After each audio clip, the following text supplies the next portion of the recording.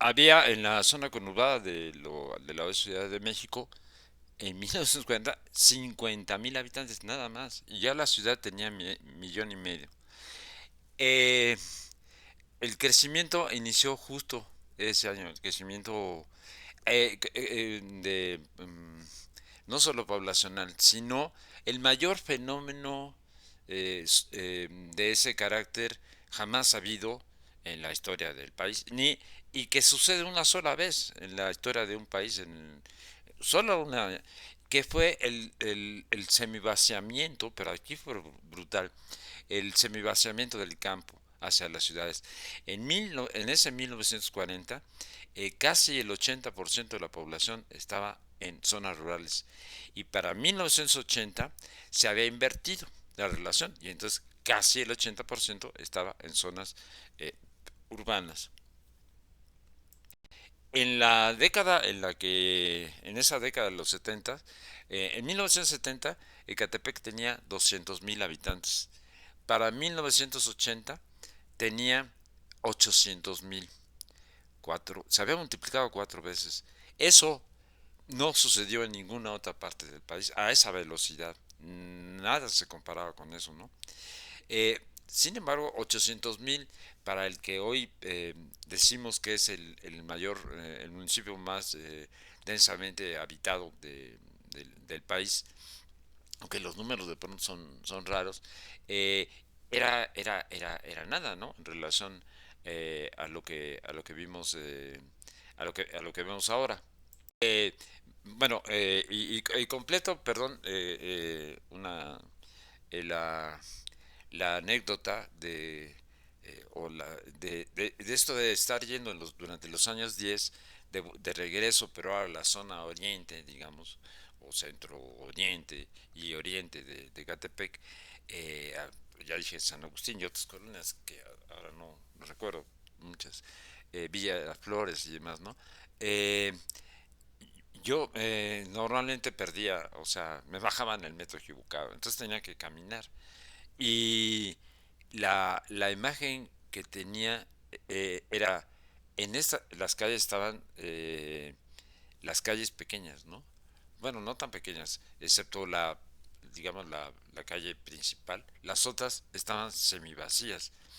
Y uno tenía la clara, podía casi verlo, ¿no?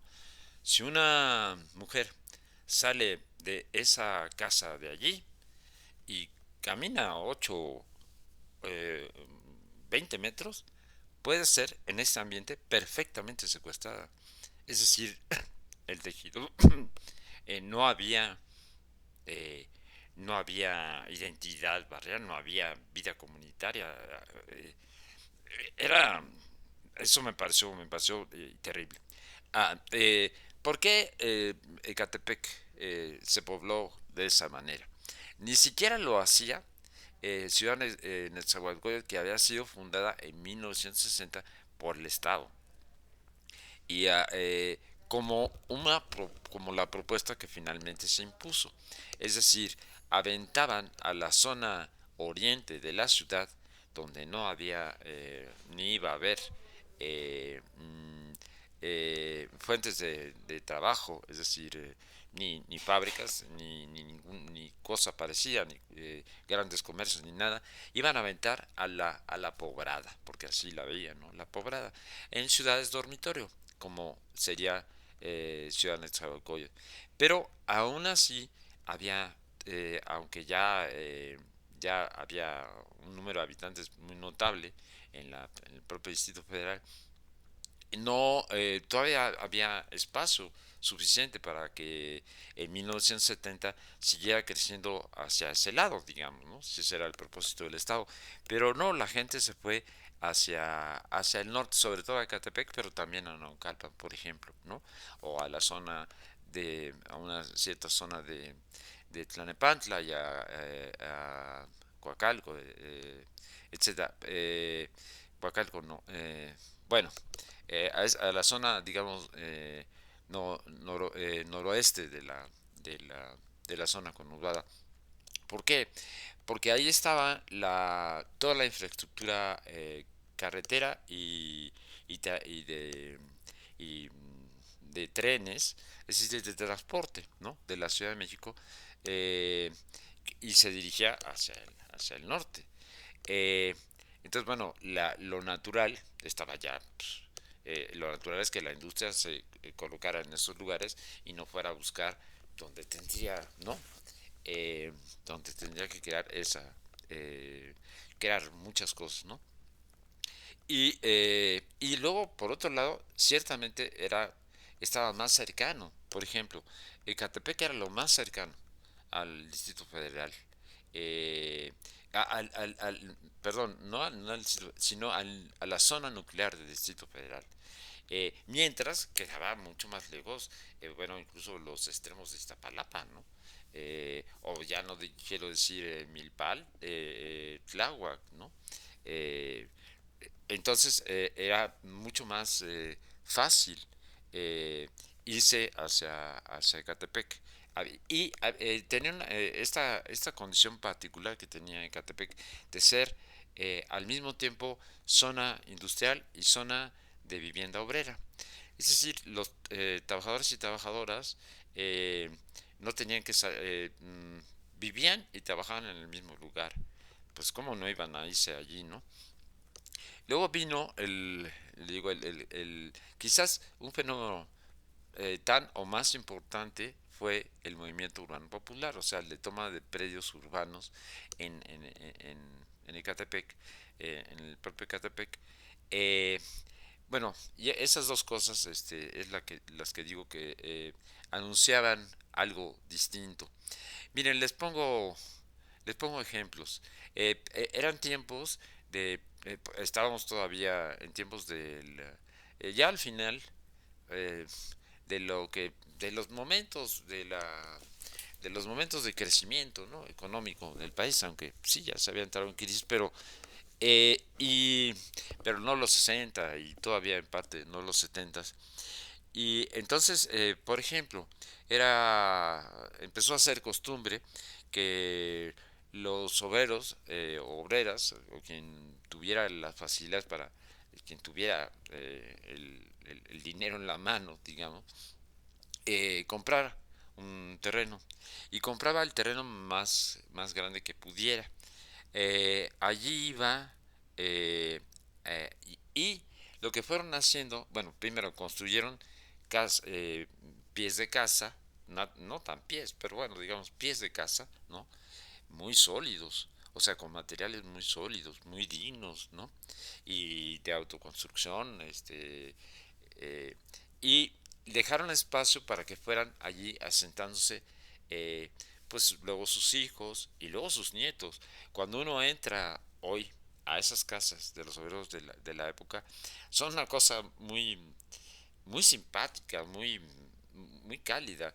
Y a pesar de que es difícil la convivencia, porque imagínense, ya fueron los hijos y los nietos pues, haciendo viviendas, ¿no? Juntándolas, y de pronto hay algún área común en algunas de esas casas, y ya, pues imagínense para dónde se disparó el destino de cada uno, ¿no? Pues unos son biólogos y otros siguen siendo obreros o trabajan en el comercio en vía pública, y sin embargo hay un mundo, eh, o sea, hay un sostén común. Bueno, eso en un tiempo en que había pleno empleo, bueno, se facilitaba. Luego todo se fue deteriorando, desde luego, con el nuevo modelo. Había algo, además, por qué aventar? No, ¿por qué aventar la industria fuera? Bueno, también porque era muy porque en el Distrito Federal había que, en la zona nuclear, sobre todo, había que mantener eh, había que cumplir ciertos requisitos, ¿no? No era tan fácil saltarse a la torera las cosas, había una legislación que se había ido creando, ¿no? Algunas habían sido conquistas porque por mucho que fuera corporativo el movimiento obrero eh, creado tras el cardenismo, por mucho que fuera corporativo, el corporativismo no es la entrega a los patrones, no es eso, era una forma en que un sector del movimiento obrero, los dirigentes del movimiento obrero, adquirían un poder político enorme, que se traducía también, claro, en poder económico. Pero no iban a pedirle 3 pesos al dueño de la fábrica, no era ese el tema, querían ser gobernadores y compañía. Bueno, eh, el, el, el hecho es que las fábricas que, que, se, que se creaban en el Estado de México, y así empezaría a ser en esa zona conurbada, así empezaría a ser todo, eran, tenían su matriz en la ciudad, en el Distrito Federal, por lo tanto, pagaban impuestos en el Distrito Federal y no allí. Es decir, no, de lo que se producía ahí no quedaba un peso. Qué bárbaro, ¿no? Todo se reflejaría en todo. Y creo que fue adrede, a propósito, que crearon un ambiente como de oeste. Con oeste quiero decir, me estoy refiriendo al oeste de las películas de los Estados Unidos que reflejan lo que fue aquello, el avance sobre el oeste, ¿no? En Estados Unidos durante la colonización. Y es decir, no hay reglas. Aquí nos saltamos, nos saltamos a la torera todo, ¿no? Aquí se permite todo. Y todo se permitió en la zona conurbada. Todo se permitió. Y eso facilitaba un control, ¿no? También, eh, pues en algunos lados de Antorcha Campesina, en otros lugares de otras, eh, el que proliferaban, por ejemplo, mafias como las del transporte, ¿no? Que por cierto las hubo antes en la Ciudad de México y cuando a partir del triunfo de la izquierda en la Ciudad de México, con todas las críticas que le damos, por ejemplo, se terminó una cosa que parecía imposible terminar, que era el pulpo camionero, pues se pudo terminar, pero bueno, lo que quiero decir es que mientras aquí se iba ordenando en el Distrito Federal ese tema y se iba a través del metro se iba controlando el precio del transporte. No, bueno, pues ya saben ustedes, ¿no? Lo que es la zona conurbada, o sea, cobran a discreción y dan el servicio a discreción. Eh, y sé que y sé que era el ambiente que se crea. Creo que es la mm, la aportación que puedo dar. Bueno, agrego una cosa.